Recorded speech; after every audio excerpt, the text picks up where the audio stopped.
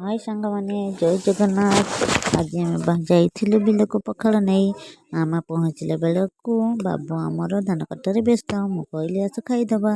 आम छुआ कहला बो बहुत टेस्टी होपर मुझे धान काटापी लगिगली।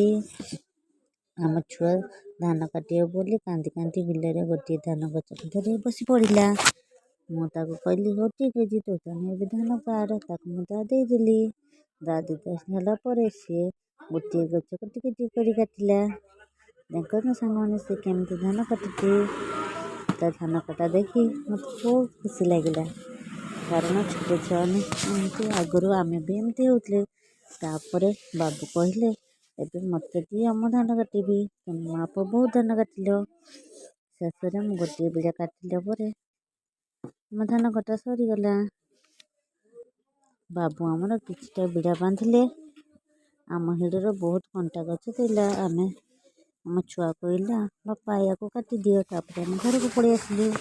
सांग मैंने जदि आम भिडियो भल लगे लाइक सब्सक्राइब करेंगे।